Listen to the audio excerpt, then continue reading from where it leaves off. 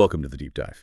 Today, we're really trying to cut through the noise on a situation that's, well, incredibly complex and definitely impacts global stability and the ongoing tensions between Israel and Iran. We're not talking about an all-out war footing right now, not exactly, but it's this really precarious balance, isn't it? Proxy fights, cyber stuff, military skirmishes. Our mission here is to give you a shortcut, basically, to understanding the key factors. We've gone through a lot of source material, so let's unpack this. Indeed. And what's really fascinating when you look at the sources is just how many layers there are to this antagonism. It's this mix of geopolitics, religious factors, ideology. A lot of it, as you expect, circles around the Israeli-Palestinian conflict, Iran's nuclear ambitions, of course, and its backing of various militant groups. It's a situation that, has been simmering and building for years, mostly through these indirect confrontations. Okay, let's dive right into maybe the most high-stakes piece, the nuclear question. Our sources consistently flag Iran's nuclear program as what Israel calls an existential threat. But what does that really mean in practice? Like, how do the sources frame that specific fear beyond just, proliferation concerns? Right, that's a key distinction. It's not just about the possibility of a bomb. What the sources really emphasize is that Israel sees this combination, Iran getting closer to nuclear capability, and its very consistent anti-Israel rhetoric as the core of the threat. It's deeply destabilizing for them. Now, the JCPOA, the deal back in 2015, that was meant to put limits on Iran's activities, give them sanctions relief in return. But then the U.S. pulled out in 2018 under Trump, and that really changed the game, ramped up the tension significantly. The Biden administration, they've tried to revive the deal, but, well, negotiations have hit roadblocks, political challenges, diplomatic hurdles.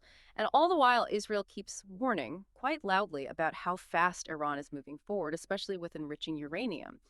What's striking in the sources isn't just the technical progress, but the strategic dilemma this creates. Israel's warnings, even hinting at strikes, are meant to deter, but they also risk pushing Iran's program maybe faster, deeper underground. It's a real bind. Okay, so Iran's influence isn't just its own military might. The sources really paint this picture of a complex web of influence through proxy groups. But is that purely a strength for Iran? Or do the sources hint at maybe downsides, vulnerabilities, unintended consequences for relying so heavily on proxies?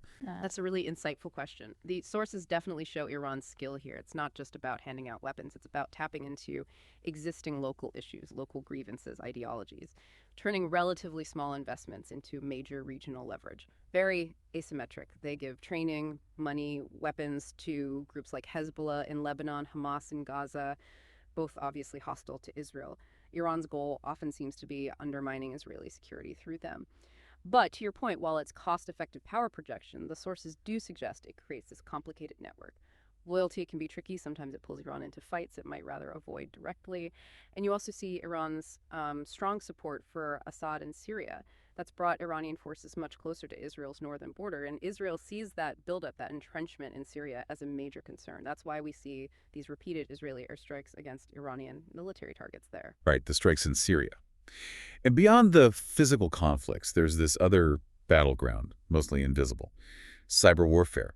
It sounds like a constant low-level hum of activity. What kind of scale are we talking about? Is it sophisticated stuff? Oh, absolutely. The digital front is huge. And it's not just, defacing websites or minor hacks. Think about Stuxnet, widely believed to be an Israeli operation, maybe with U.S. help, that was incredibly sophisticated, targeting Iran's uranium enrichment centrifuges directly, a physical attack through cyber means. But it's definitely not a one-way street. Iran has reportedly hit back, targeting Israeli infrastructure, government sites. These are serious covert operations, and the tech, the methods, they're constantly evolving. So, okay, not full-scale conventional war, but these direct clashes are happening. The sources document them pretty consistently. What do those actually look like? On the ground at sea? Yeah, the pattern's pretty clear in the materials we looked at. Israel hitting Iranian assets in Syria, that's constant. They're targeting weapons convoys, bases, Hezbollah positions. It's a sustained pushback against Iran setting up shop there. And then you have incidents in the Persian Gulf. Ships linked to Israel or Iran being attacked, sabotaged. Sometimes it's called a shadow war at sea. These aren't just random one-offs. It's part of this ongoing sort of low-intensity conflict, a continuous pattern. And when you look at the recent escalations, the language from both sides, it seems incredibly charged. How do our sources connect that rhetoric, that inflammatory language, to the actual risk of things boiling over? Yeah, the rhetoric is definitely inflammatory, and the sources really highlight how much that contributes to the tension. You have Iran regularly calling for Israel's destruction. You have Israeli leaders threatening preemptive action against Iran's nuclear sites. What's really clear from the analysis is this paradox. A lot of these actions and statements are probably intended to deter a bigger war. Israel's threats, Iran's missile tests, the harsh words.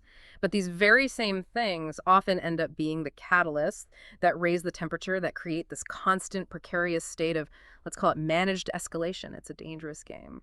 Okay, so putting it all together, the nuclear worries, the proxies, the cyber attacks, these direct hits, the rhetoric, how high do our sources actually rate the risk of a full-scale war breaking out? It remains high. That's the consistent message.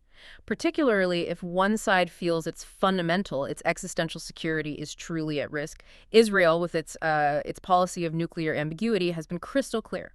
They will not accept a nuclear-armed Iran. And that stance, well, it could lead to military action, maybe unilateral, maybe with allies like the U.S. And that possibility significantly adds to how precarious the whole situation feels. It's a constant tightrope walk. You mentioned allies.